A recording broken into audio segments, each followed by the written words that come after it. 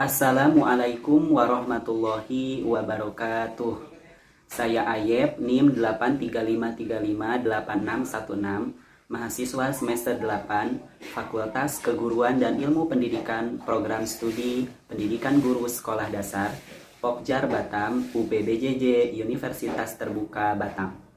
Dalam kesempatan ini, saya akan mempresentasikan rencana pelaksanaan pembelajaran kelas rangkap atau RPPKR model 222. Dua mata pelajaran, yaitu pembelajaran tematik, muatan, pelajaran Bahasa Indonesia dan PPKN, kemudian pembelajaran tematik, muatan pembelajaran Bahasa Indonesia dan IPS.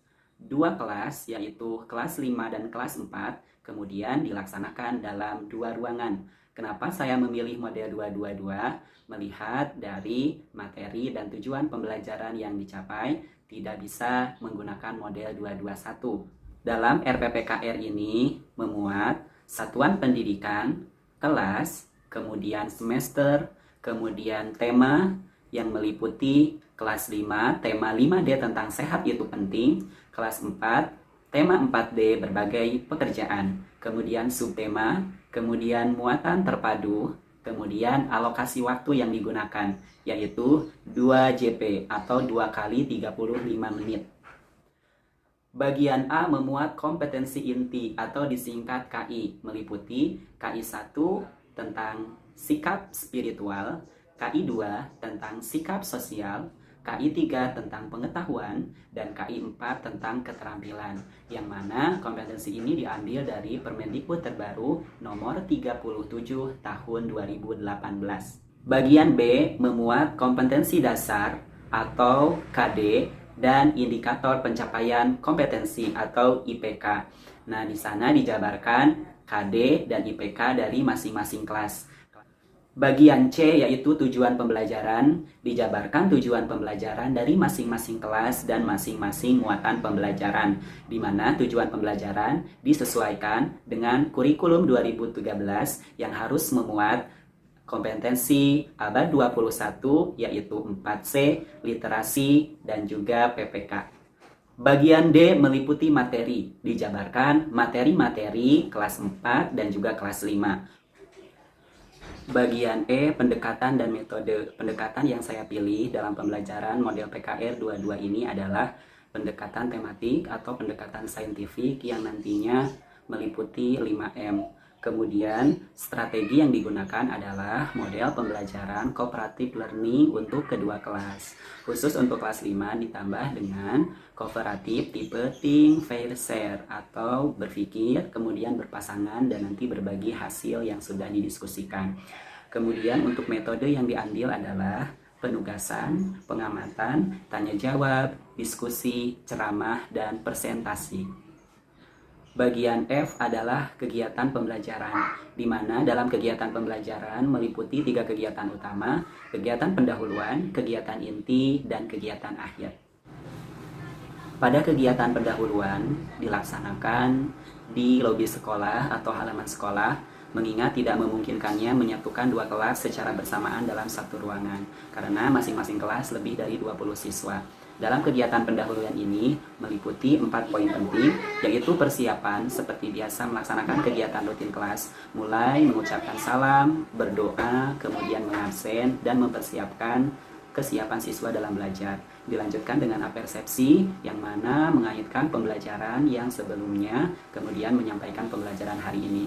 Dilanjutkan dengan motivasi, dan dilanjutkan dengan pemberian acuan, dengan menyampaikan tujuan pembelajaran pada masing-masing kelas, dan juga memberitahukan aturan main yang akan dilaksanakan dalam pembelajaran hari ini, dan juga meminta salah satu siswa pada masing-masing kelas untuk menjadi asisten untuk membantu proses pembelajaran. Kemudian masing-masing siswa tiap kelas diminta untuk kembali ke kelasnya masing-masing, tentunya dengan memberikan aturan-aturan yang harus dilaksanakan. Pada kegiatan inti, siswa kelas 4 diinstruksikan untuk melaksanakan kegiatan individual, yaitu membaca teks sastra yang berjudul Malin Kundang. Sedangkan di kelas 5, guru menjelaskan apa itu pantun, jenis-jenisnya, ciri-cirinya, dan lain sebagainya. Kemudian di kelas 5, guru menginstruksikan siswa untuk tahap think, yaitu berpikir mengenai materi yang harus dipelajari. Siswa kelas 4 diminta untuk berdiskusi kelompok, mengamati dan mengidentifikasi gambar tentang kegiatan ekonomi masyarakat dan menuliskan hasil diskusi secara individu. Kemudian guru pindah ke kelas 5, mengamati proses fail atau berpasangan dan share mempresentasikan hasil diskusi kelas 5.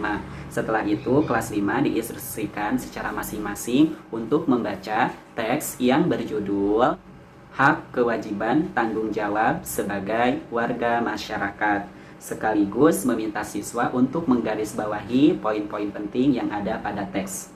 Kemudian, guru pindah ke kelas 4 dan meminta siswa untuk mengumpulkan lembar kerja dan guru memberikan feedback dari jawaban siswa. Kemudian, kelas 4 diinstruksikan untuk menuliskan kembali feedback-feedback yang belum ada dan melengkapi jawaban. Kemudian, guru pindah ke kelas 5 dan meminta siswa untuk menuliskan hasil diskusi dan meminta masing-masing kelompok perwakilan secara bergantian untuk mempresentasikan hasil yang telah didiskusikan. Pada kegiatan akhir, seperti biasa, meliputi membuat kesimpulan secara bersama-sama, kemudian guru melaksanakan penilaian akhir, dan juga guru memberikan penguatan tentang materi yang sudah dibahas hari ini. Kemudian, guru memberikan tindak lanjut untuk dilakukan di rumah masing-masing. Setelah itu, guru menyampaikan pesan moral, kemudian seperti biasa, guru menutup pembelajaran hari ini dan meminta siswa untuk berdoa kembali. Bagian G adalah penilaian. Penilaian yang dilakukan meliputi 3 aspek, aspek sikap, aspek pengetahuan, dan aspek keterampilan. Nah, dalam penilaian pengetahuan, dirinci dijabarkan masing-masing muatan pelajaran yang mencakup indikator, kemudian teknik penilaian, dan bentuk instrumen yang akan diujikan. Bagian H, sumber dan media. Dijabarkan sumber dan media yang diambil dalam pelaksanaan pembelajaran. Di antaranya Permendikbud nomor 37 tahun 2018, kemudian buku dan teks ya, meliputi buku guru dan siswa, gambar-gambar yang berhubungan dengan materi pembelajaran, kemudian pengalaman guru, pengalaman siswa, dan juga diambil dari teknologi informasi atau internet. Bagian I, lampiran. Lampiran yang dilampirkan adalah soal evaluasi, bank soal, dan kunci jawaban beserta penskoran. Kemudian ada format penilaian sikap, format penilaian pengetahuan, dan format penilaian keterampilan. Berikut lampiran-lampiran yang saya lampirkan dalam RPPKR.